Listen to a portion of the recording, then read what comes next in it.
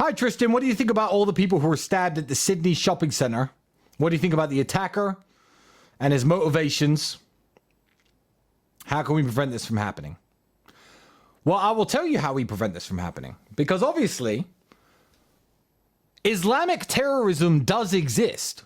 Backwards people from the third world who claim to be Muslims do commit terrorist attacks. This was not an Islamic terror attack, despite everyone jumping on X 5 minutes afterwards and saying it was.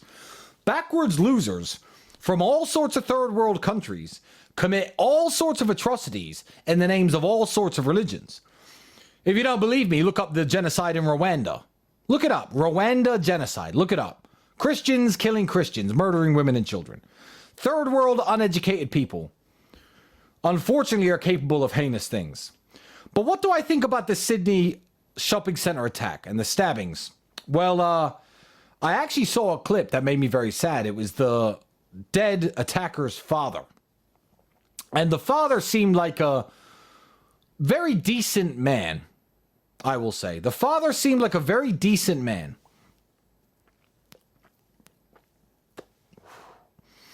And this decent man was crying on television. And he essentially said, look, I don't know what to tell you. You're here for answers, and you're here for me to explain something about what my son did. I don't understand it. I'm so sorry this has happened. I'm so sorry to the victims, but I can't make sense of it. And then a reporter asked him, do you think there's a reason why he targeted women? I'm not sure who saw this clip. Is there a reason he targeted women? And he said, yes. My son can't get a girlfriend, emotionally very weird, special needs guy, can't get a girlfriend, he's mad at women. That's why he went around attacking women. So, let's look at school shooters, because school shooters I believe to be a very similar thing. I believe it to be sexual frustration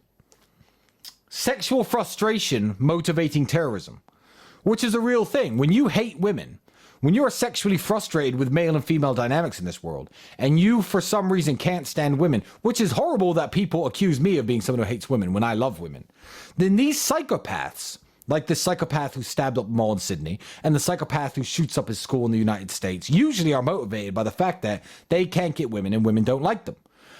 Well, unfortunately, you can't make knives illegal because knives are everywhere and have been everywhere for thousands of years. So how does Australia deal with this problem? Well, if you teach men to be emotionally weak, lash out to their emotional needs, cry when they feel like crying, then you're going to get psychopaths who are frustrated with the world. When you're going to teach men it's okay to be weak, when you're going to teach men it's okay to be small and skinny and scrawny and broke, and you should be loved and respected anyway, they're going to get no attention from women. They're going to get no love from females. And these are the types of psychopaths that lash out. Nobody like me has ever committed a school shooting. Nobody like me has ever committed a piece of shit, heinous attack like this. And Australia will spend their money preaching against people like me and Andrew, because we say men should be strong and men should be masculine, as though that's the danger to society. But it fucking isn't. It absolutely is not the danger to society. The danger to society is the men who are all like the people the Australian government want men to be like.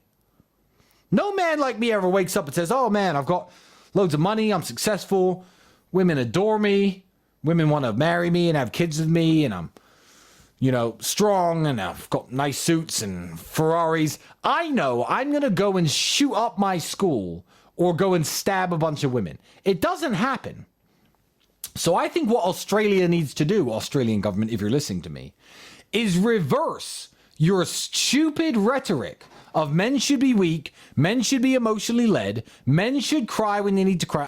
So let this be a lesson to countries like the United Kingdom. Countries like the United Kingdom that have emotionally led weaklings out there stabbing each other over territory, stabbing each other over who could sell the most drugs, lashing out, Yeah, England, do not do what Australia does. Stop preaching that Andrew is somehow a dangerous influence on young men for teaching them to be stoic, be strong, go to the gym, worship God, take care of their families, just because he said women can't drive. I advise you to encourage strength in men, to encourage stoicism, to encourage physical capability, and you'll have a lot less of these psychopathic weaklings lashing out at women and against anyone else.